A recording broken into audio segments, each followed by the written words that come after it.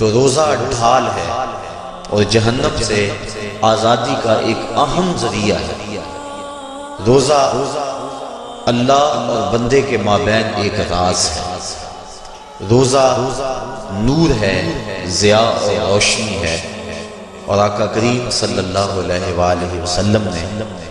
روزے کی فضیلت بیان کرتے ہوئے ارشاد فرمایا کہ ہر شے کی کوئی زکوٰۃ ہوتی ہے، انسان کے جسم کی زکوٰۃ روزہ ہے۔ اگر روزہ رکھے گا تو جسم زکوٰۃ ادا کرے گا، جس طرح زکوٰۃ سے مال پاک ہوتا ہے روزے سے جسم پاک ہوتا ہے۔ اور روزہ ویسے بھی انسان کے لیے شفا کا پیام ہے۔ فرمایا کہ سحری کھایا کرو، کیونکہ سحری کے کھانے کے اندر بھی اللہ نے برکت رکھی۔ تو یہ ماہ سیام اپنے دامن میں برکتیں لے کر، رحمتیں لے کر نازل ہوتا ہے۔ اس کا پہلا حصہ رحمت، درمیانی حصہ مغفرت، اور آخری حصہ جہنم سے آزادی کا مژدہ جاں فضا ہے۔ حدیث میں آتا ہے کہ اللہ نے میری امت کو رمضان المبارک کے روزے کے حوالے سے 5 چیزیں ایسی عطا کی ہیں جو اس سے قبل کسی امت کو نصیب نہیں ہوئی۔ ایک تو یہ کہ رمضان المبارک کے اندر روزہ رکھنے والے کے معدے سے جو بو نکلتی ہے اللہ کو وہ مشک سے زیادہ محبوب ہے۔ دوسری بات کہ جب ماہ سیام آتا ہے تو شیاطین کو جکڑ دیا جاتا ہے۔ تیسری بات کہ روزے دار جب تک روزے میں رہتا ہے فرشتے اس کے لیے مغفرت کی دعائیں کرتے رہتے ہیں۔ اور چوتھی بات جب ماہ سیام کی آخری رات آتی ہے تو اس کے سارے گناہوں کو بخش دیا جاتا ہے اور اس کو جہنم سے آزادی کا پروانہ مل جاتا ہے۔ بلکہ ایک صحابی نے حضور سے عرض کی کہ آقا کریم جو یہ جہنم سے آزادی کا پروانہ مومن کو ملتا ہے تو کیا یہ لیلۃ القدر کی رات ہے؟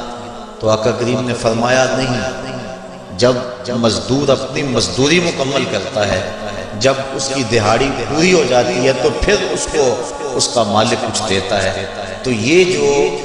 اس کو بخشش اور مغفرت کا مژدہ جاں فضا دیا جاتا ہے یہ اس کی مزدوری ہے۔ اور فرمایا کہ جو لیلۃ القدر کی برکتیں اس کو حاصل ہوتی ہیں یہ اس کے علاوہ، اور یہ اللہ تعالیٰ جل شانہ نے خاص کرم نوازی فرمائی بندہ مومن پر کہ اس کو یہ بابرکت رات عطا فرمائی۔ اور 5ویں فضیلت جو اس کو دی گئی روزہ دار کو، اور حضور سے قبل جو امتوں میں لوگ روزے رکھتے تھے یہ فضیلتیں ان کو نہیں عطا کی گئی۔ جنت کو پورا مومن کے لیے آراستہ اور پیراستہ کیا جاتا ہے۔ حضرت ابو ہریرہ رضی اللہ تعالیٰ عنہ سے ایک روایت مروی ہے جس کو امام بخاری اور امام مسلم نے روایت کیا ہے کہ آقا کریم علیہ السلام نے ارشاد فرمایا، قال اللہ عز وجل، اللہ جل شانہ ارشاد فرماتا ہے، کل عمل ابن آدم لہ، ابن آدم کا ہر عمل اسی کے لیے ہے، الا الصوم فإنہ لی، ہاں مگر روزہ ہے جو وہ میرے لیے رکھتا ہے، وَأَنَا أَجْزِي بِهِ، اور اس کی جزا میں اسے دوں گا، وَالصِّيَامُ جُنَّةٌ، اور سیام روزہ ڈھال ہے، فَإِذَا كَانَ يَوْمُ صَوْمِ أَحَدِكُمْ فَلَا يَرْفُثْ وَلَا يَسْخَرْ فَإِنْ صَابَّهُ أَحَدٌ أَوْ قَاتَلَهُ فَلْيَقُلْ إِنِّي صَائِمٌ والذی نفس محمد بیدہ لخلوف فم الصائم اطیب عند اللہ من ریح المسک للصائم فرحتان یفرحهما اذا افطر فرح بفطرہ واذا لقی ربہ فرح بصومہ۔ تو فرمایا کہ جب کوئی شخص روزہ رکھتا ہے تو اس کا یہ عمل اللہ کے لیے ہے اور اللہ تعالیٰ اس کی جزا دے گا۔ روزہ ڈھال ہے، جب کوئی شخص روزہ رکھے تو وہ اس کے اندر کوئی اللہ کی نافرمانی نہ کرے، یہاں تک کہ اگر اس کو کوئی شخص گالی بھی دے تو وہ یہ کہے کہ میرا روزہ ہے، میں صائم ہوں، میں نے روزہ رکھا ہوا ہے، یہ کہہ کے لڑنے والے کو، الجھنے والے کو ٹال دے۔ حضور نے ارشاد فرمایا مجھے قسم ہے اس رب کی جس کے قبضے میں محمد کی جان ہے کہ روزہ دار کے معدے سے جو بو نکلتی ہے اللہ کو وہ مس یعنی کستوری کی خوشبو سے زیادہ محبوب ہے۔ اور روزہ دار کے لیے دو خوشیاں ہیں، ایک خوشی اس کو اس وقت ملتی ہے جب وہ روزہ افطار کرتا ہے، اور دوسری خوشی اس کو اس وقت ملتی ہے جب اس روزے کے صلے میں اسے اپنے رب کا دیدار نصیب ہوگا۔ یہ بات ذہن میں رکھیں کہ اس دنیا پر سب سے بڑی دولت جو حضرت انسان کو دی گئی ہے وہ دولت ایمان ہے، اور قیامت کے دن سب سے بڑی دولت جو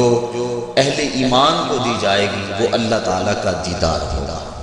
جنت کے حور و قصور، جنت کے محلات، جنت کی عالی نصب نعمتیں، دنیا کی کوئی دولت اور دنیا کی کوئی نعمت جنت کی کسی نعمت کا مقابلہ نہیں کر سکتی، لیکن جنت والے جنت میں جا کر جس نعمت کو سب سے بڑا سمجھیں گے، اور وہ ہوگی بھی حقیقت میں سب سے بڑی نعمت، ایسی نعمت کہ اس نعمت کے ملنے پہ باقی ساری نعمتوں کو بھول جائیں گے، وہ یہ ہے کہ رب اپنے رخ کرم سے پردہ ہٹا دے گا اور ان کو اپنا دیدار عطا فرما دے گا۔ تو یہ سب سے بڑی دولت جو مومن کو آخرت میں نصیب ہوگی یہ روزے کے صلے میں نصیب ہوگی۔ یہ روزے کا وہ ثمر ہے، یہ روزے کا وہ پھل ہے جو اللہ اہل ایمان کو قیامت کے دن عطا فرمائے گا۔